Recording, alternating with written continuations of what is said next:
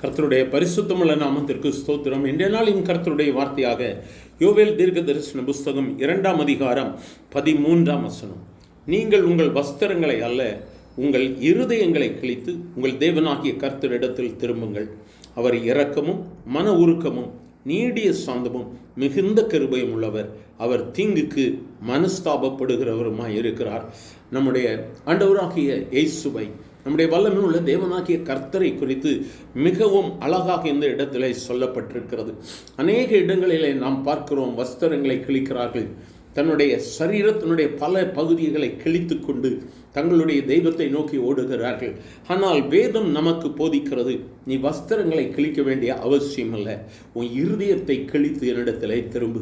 இந்த வார்த்தைகளை கேட்கிற எனக்கு மிகவும் அருமையான தேவ பிள்ளையே, இந்த நாளிலே நம்முடைய நிலைமை எவ்வாறாக இருக்கிறது? ஆண்டவரிடத்தில் மனம் திரும்புவதற்கு நம்மை ஒப்பு கொடுக்கலாமா? நம் இருதயம் எப்படியாக இருக்கிறது?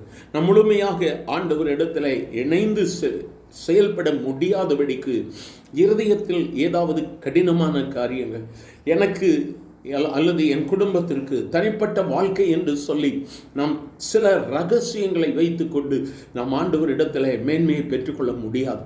இயேசு எதை விரும்புகிறார்? திறந்த இருதயத்தை, அவரோடு கூட இணைந்து நிற்கக்கூடிய ஒரு வாழ்க்கையை அவர் விரும்புகிறார்.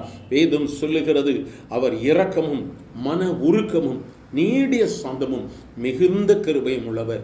தீங்குக்கு அவர் மனஸ்தாபப்படுகிற தேவன். எவ்வளவு அருமையான தேவன், எவ்வளவு அன்புள்ள தெய்வத்தை நாம் பெற்றிருக்கிறோம்.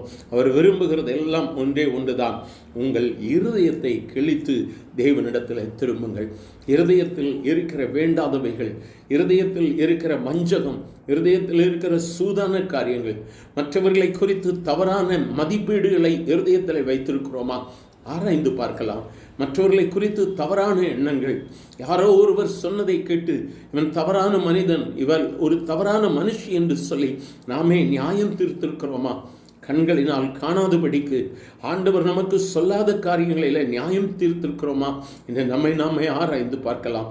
எனக்கு அருமையானவர்களே, நம்முடைய இருதயத்தை கிழித்து ஆண்டவரிடத்தில் திரும்புவோமானால் அவர் தீங்குக்கு மனஸ்தாபப்படுகிற தேவன்.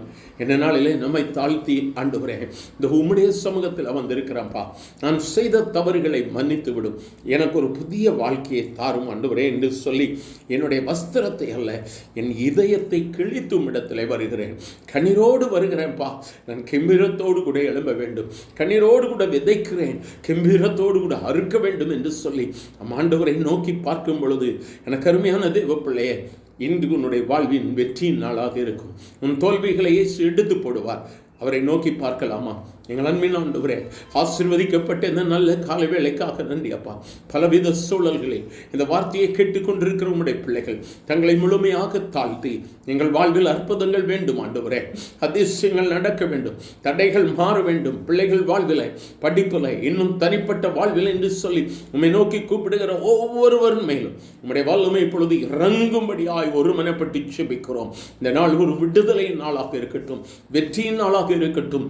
கர்த்தர் கொடுக்கிற ஆசீர்வாதங்கள் நம்முடைய பிள்ளைகளுடைய வாழ்க்கையில தொழில்விட ஆரம்பிக்கிற தெய்வர்காய் ஸ்தோத்திரம். ஆசீர்வதியும் பலப்படுத்தும். இயேசுவின் நாமத்தில் பிதாவே, ஆமென், ஆமென்.